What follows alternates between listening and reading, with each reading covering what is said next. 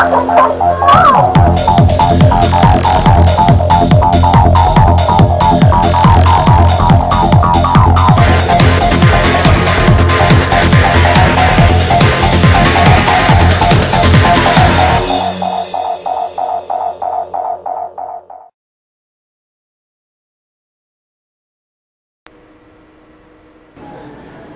Gloria Allred, and you're watching GVTV News.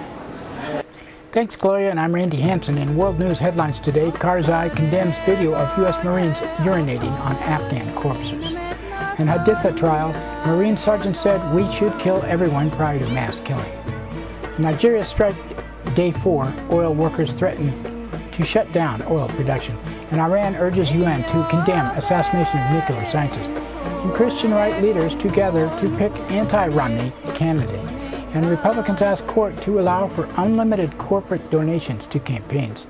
An Obama campaign raised $220 million in 2011. And class conflict grows in U.S. between rich and the poor. And French journalist killed in Syria. And Haiti marks 2 years since devastating earthquake. Mexico says drug war death toll has topped 47,000. And Chinese workers at Xbox factory threaten to commit mass suicide. And hundreds protest against Guantanamo in Washington. And lawsuit filed seeking info on use of drones inside the United States. And 100th anniversary of Bread and Roses striking marked in Massachusetts. But before these stories, GVTV News would like to thank one of our underwriters who supports your only visual video news media in Nevada County. That's right, it's us, GVTV News.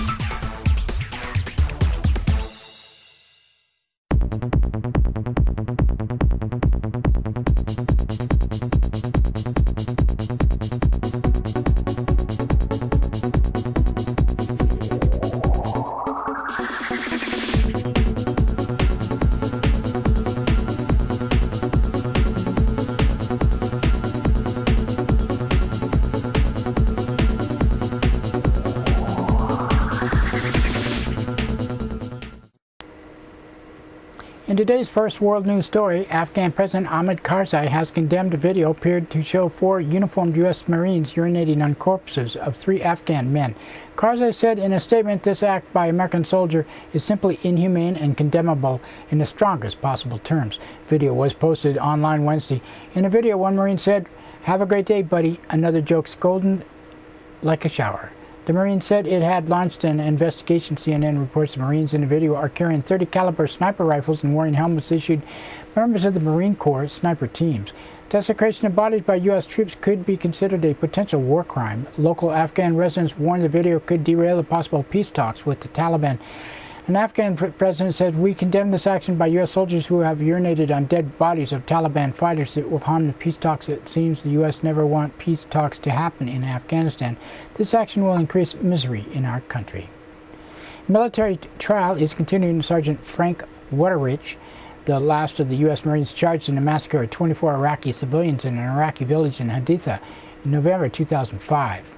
Wetterich allegedly told his men, "If you ever get hit again, we should kill everyone in this vicinity." Wetterich faces 9 counts of voluntary manslaughter. During the trial, another soldier admitted he urinated on the skull of one of the dead Iraqis. Nigerian oil workers have threatened to shut down the country's oil production as a general strike continued to cripple the country for the 4th day. Nigeria is Africa's top crude producer and is a key supplier to the United States. Strike against rising fuel costs and corruption have shut down most of Nigeria's banks, shops, airports, and schools, according to accounts in the Nigerian press. At least 22 people have died since nationwide protests began on Monday. On Wednesday, several hundred protesters took over a major highway leading to wealthy neighborhoods in Lagos. One protester at the demonstration held out a plate of rice and beans while condemning Nigerian President Goodluck Jonathan and said, "Jonathan is eating with 3 million every day. This is what I'm eating. This is what I'm eating. We will fight. We will not stop until this ends. This must end." Iran is urging the United Nations to condemn Wednesday's assassination of another Iranian nuclear scientist. Iran described the attack as cruel, inhumane, and criminal acts of terrorism.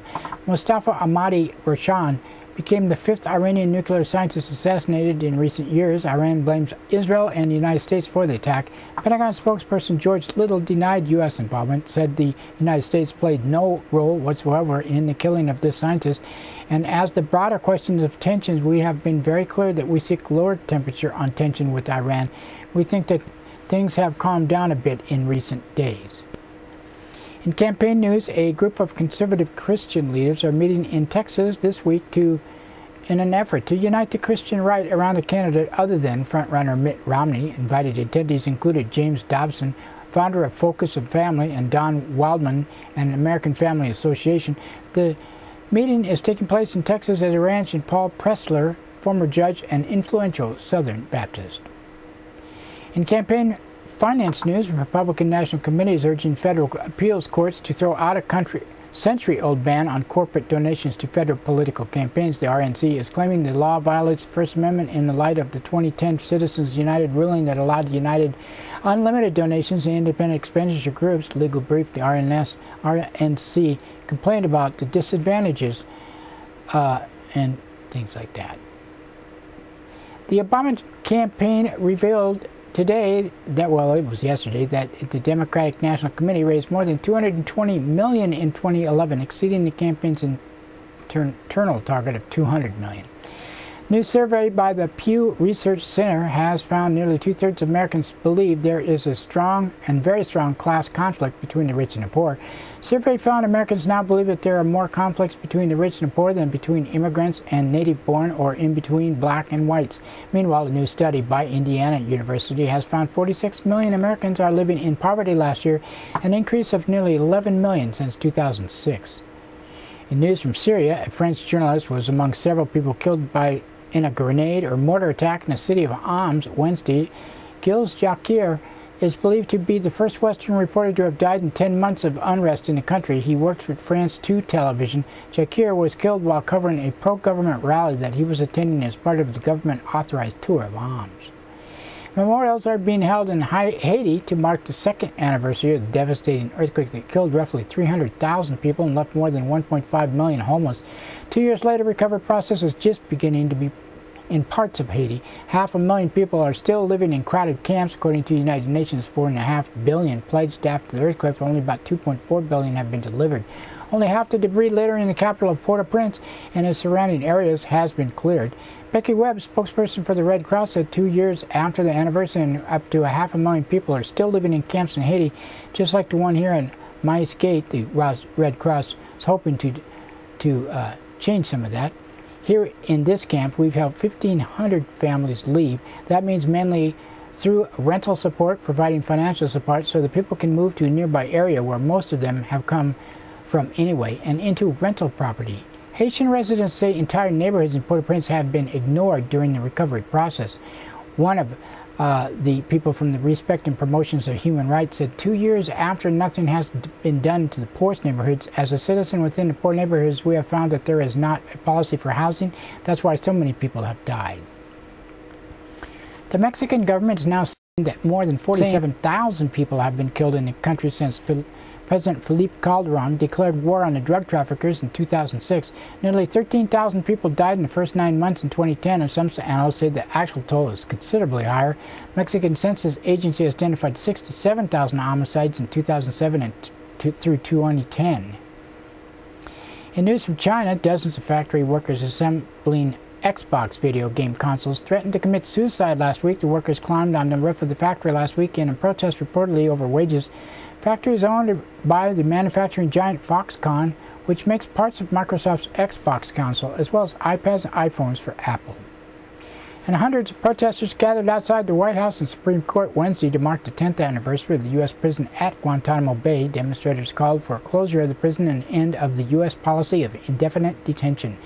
And Tiffany, longtime activist from Syracuse, New York, said, "We want to send a very strong message to the White House, to the Supreme Court, and the Capitol that, in fact, Guantanamo breaks international law. Prison is illegal. Action should be taken to close it, and I'm hoping that the message with all of these people will get through. Electronic Frontier Foundation filed a lawsuit Wednesday against the Federal Aviation Administration, seeking more information on how law enforcement agencies are using unmanned drones inside the United States. The FAA has reportedly authorized more than 270 drone flights inside the United States, with 35% being flown by the Pentagon, 11% by NASA, and 5% by the Department of Homeland Security. Jennifer Lynch, attorney for the EFF, said the use of drones in America's airspace could dramatically increase the physical tracking of citizens, tracking that can reveal deeply personal details about our private lives. And today marks the 100th anniversary of the start of the Bread and Roses textile workers' strike in Lawrence, Massachusetts, led by the industrial workers of the world. Strike lasted for 2 months and considered one of the nation's most important strikes.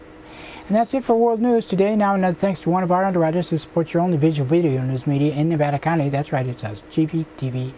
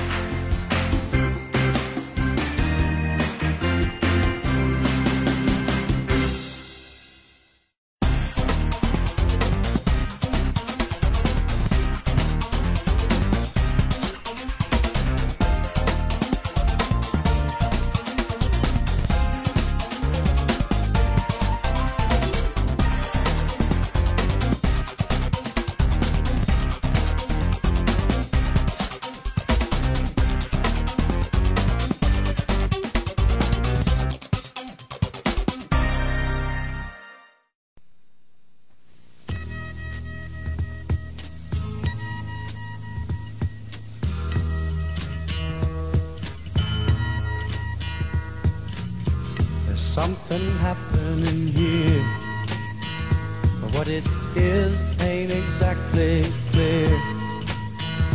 There's a man with a gun over there, telling me I got to beware. That's right, it's time for the police blotter, and pictures in the blotter not from these actual events but used for visual aid only. Grass Valley Police Department on Tuesday, 8:47 a.m. A caller from Packard Drive reported a man possibly carrying a gun who could not be located. At 10:17 a.m. a caller from Minnie Street reported graffiti in the playground area. At 11:19 a.m. a caller from 100 block of Park Avenue reported a stink bomb had gone off in class. 11:38 a.m. a woman from 400 block of Holly Drive reported theft from a bank account. At 1:13 p.m. a caller from 300 block of Sutton Way reported a physical fight, hearing banging and someone yelling about their head and nose. No domestic violence was found to have occurred. 1:29 p.m. caller reported a fraudulent check. 2:19 p.m. a caller from Memorial Park reported 12 or 15 people smoking marijuana and vandalizing tables. They were gone when officers arrived. At 3:34 p.m. a woman from 1600 block of East Main Street reported the theft of a BMW. At 3:40 p.m. a caller of Memorial Park reported teens smoking marijuana who could not be located. 4:47 p.m. a woman from 300 block of Cambridge Court reported a transient living behind her property. At 5:20 p.m. a caller from Nevada City Highway reported drunken men yelling at cars. 5 people were moving on. 6:23 p.m. a caller from 500 block of Skadden Drive reported a runaway juvenile. And at 8:43 p.m. a caller from 200 block of Georgesky Drive reported a man shining a flashlight into cars. He could not be located. 8:48 p.m. caller from 2000 block of Nevada City Highway reported theft of a purse. 11:50 p.m. a caller from Sutton Way reported vandalism to a vehicle's windows. And Wednesday, 2:24 a.m. a woman from 200 block of South Church Street reported a man looking in her window. He could not be located. At 2:36 a.m. a woman from 100 block of South School Street reported a physical fight when her son was destroying the apartment. At 2:53 a.m. she reported back he had been trying to break windows. In Nevada County Sheriff's Office on Tuesday, 8:42 a.m. caller from Rollins Lake reported 2 people in a boat shooting at geese. At 9:46 a.m. a woman from Names Drive reported people on her property possibly smoking marijuana. She found a homemade bong, foil, and matches. 10:56 a.m., a caller from 12,000 block of Mannion Canyon Road reported trespassers hunting on private property. At 1:36 p.m., a man from North Bloomfield and Graniteville Road reported finding a hypodermic syringe in his yard. At 1:58 p.m., a caller from Round Mountain Ranch Road in Hudson Way reported people living in a camper with 2 small children and 4 dogs and no running water. And 4:07 p.m., a caller from 16,000 block of Bloomfield Ridge Place reported identity theft. 4:15 p.m., a caller from 16,000 block of La Sierra Drive reported harassment and vandalism. And 4:39 p.m., a woman from 17,000 block of Penn Valley Drive reported her ex-boyfriend called her at work and claimed to be a federal agent to get information about her. 5:24 p.m., a caller from Thornycraft Way reported a fight with an adult daughter who had a knife taken away from her. And 5:27 p.m., a caller from 10,000 block of North Star Mine Road reported squatters. And 7:07 p.m., a caller from 12,000 block of Sadie D Drive reported hearing 2 gunshots. And 8:36 p.m., a woman from 15,000 block of Tylerfoot Crossing Road reported hearing shooting. It was quiet when deputies arrived. 8:08 p.m., caller from 13,000 block of Sontag Road reported a man knocked on the door and another man with a flashlight looked in the house. 2 vehicles then left. In Nevada City Police Department on Tuesday, 3:42 p.m., a caller from Broad and Sacramento Street reported a person driving erratically at a high rate of speed. At 6:14 p.m., a man from 500 block of Factory Street reported a heavy odor of dog excrement, possibly from a dog whose female owner jogs in the area. At 9:32 p.m., a caller from 200 block of Red Bud Way, wouldn't you call it 911 if that happened to you? Redwood Way reported a burglary to a vehicle. And that's it for the blotter today. Now another thanks to one of our underwriters who supports your only visual video news media in Nevada County, GVTV News. Soundcheck Music Center, the rock and roll connection. We have guitars, amps, drum equipment, sound accessories, lessons, and repairs. We are located at 671 Maltman Drive, Grass Valley. 530-272-7236, open 7 days a week.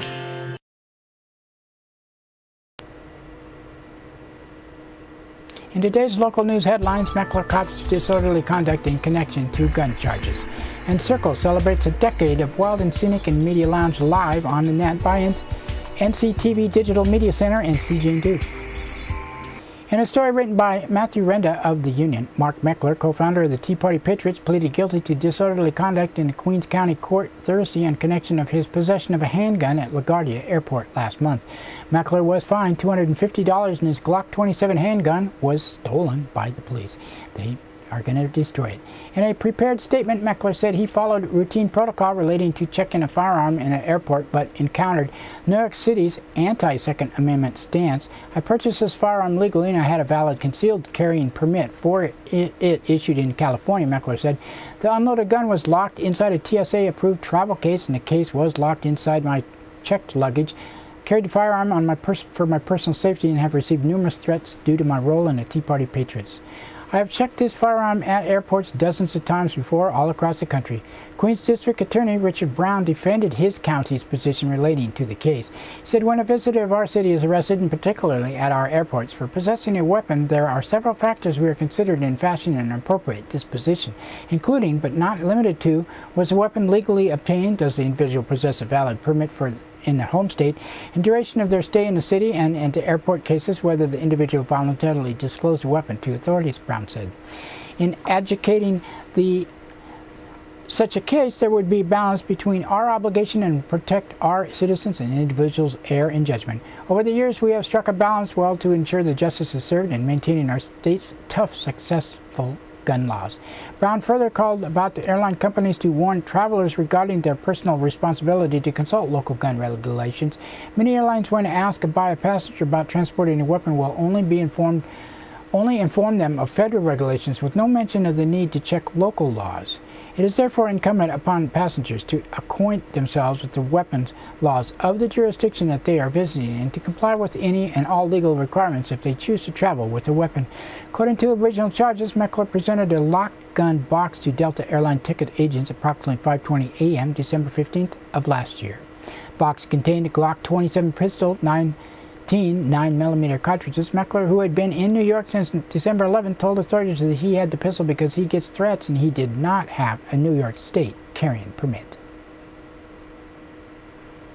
And a story by Brett Bentley of the Union. 10 years ago, the South Yuba River Citizens League, or Circle, created a new forum to educate and communicate about environmental activism as well as raise funds for the nonprofit Watershed organization.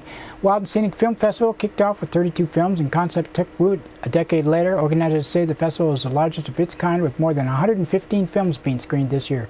It was the right thing at the right time, said creative director Shauna Marzars of the festival's creation.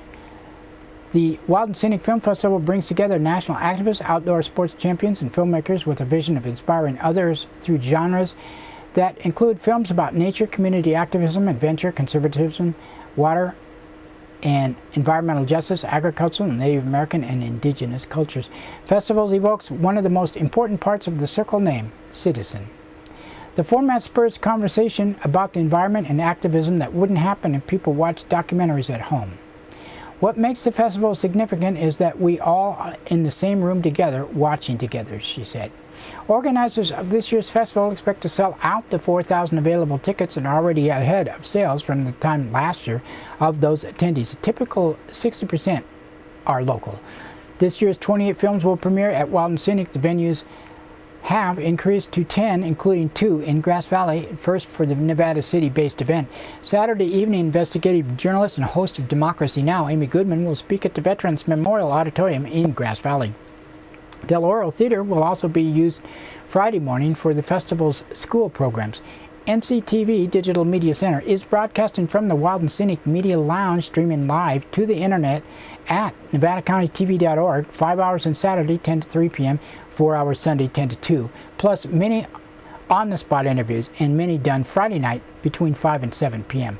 Our whole staff and many volunteers are working very hard to bring community this great event for those who cannot attend the whole 3 days. They can see what they missed at home. Interviews with John Trudell, Alden Olmsted, and many other film submitters. Don't forget to mark this on your calendar. Elisa Parker from CJ Do and Luce Brown and Samantha Henrik will be interviewing, they're from Circle, and Paul Minicucci from NCTV Digital Media Center will be on the main media lounge stage. Downtown Nevada City, Broad Street, across from street from National, come on down, say hi. 10 years since inception, the festival has made a national name for itself, for Circle and Nevada County, by touring the festivals to 100 venues in the U.S. The genre of the environmental film also has grown in the past 10 years. The Cove, for example, which was screened at Wild and Scenic a few years ago, won an Oscar for Best Documentary Short after playing in Nevada City. It also was, that was with Star Trek, Patrick Stewart. This year, the program committee spent nearly 2,000 hours reviewing 345 film submissions. Among the special guests this week are 2 National Geographic explorers, Zeb Hogan and Andy Mosser, along with Goodman and native poet John Trudell, and Alden Olmsted is going to be there too.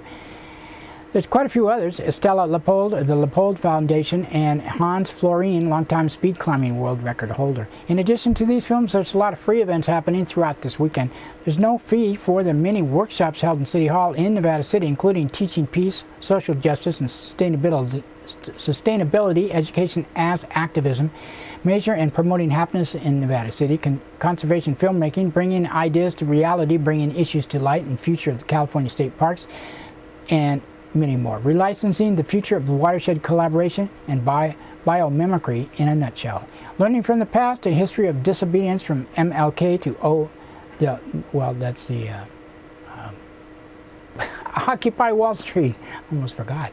Festival was something for people of all ages. And Saturday morning there's cartoons, live music late night, and art exhibits throughout town. Just check it out. Go to their website and see what's going on. With permission from the City of Nevada City, a portion of the commercial street near the boardwalk will be closed during the weekend as the venue for festival activities. A complete schedule of events and activities, along with more in-depth information about the Wild and Scenic Festival, like I said, you can get it at wildandscenicfilmfestival.org. That's wildandscenicfilmfestival.org. And that's it for World News Today. Now we would like to thank the Union, Amy Goodman, Reuters, Associated Press, and others for the sourcing of the news, and especially you for watching. You can watch this broadcast, Comcast Cable, NCTV Channel 11 in Nevada County, 8 a.m., 3 p.m., 7:30 p.m., Monday through Friday. Suddenlink Channel 16 in Truckee and Alta Sierra. We also stream on the internet at NCTV's Digital Media Center website at NevadaCountyTV.org, and that's where you can see Wild and Scenic live this weekend. GVTV.org. Don't forget Grass Valley's television that plays 24/7 on GrassValleyTelevision.com, and we post to Facebook, YouTube, Blip.tv, and other sites, and have an RSS feed and video podcast on iTunes. Just search under Video Podcast for GVTV News. Content is controlled by the producer of this newscast, Grass Valley Television, and me, and is not necessarily the opinion of NCTV Digital Media Center or me. Grass Valley Television also videotapes local events around Nevada County. Want more information, just give us a call, 362-8889 or grassvalleytelevision@gmail.com. This show is produced by Grass Valley Television of Rural County's television network. Don't forget, come down and say hi to us, and see you Monday. Christopher's Old World Deli and Catering Company has brought its delicious food and service downtown Grass Valley. Do you like desserts? They got them. You like international style lunches? They got them. Christopher's Deli and Catering for parties, get-togethers, weddings, or whatever. Open 7 days a week.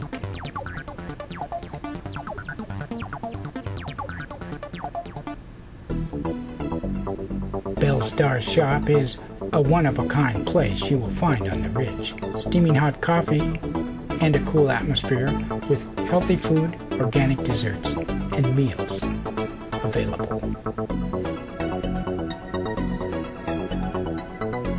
Belle and her smile will not be forgotten the first time you visit.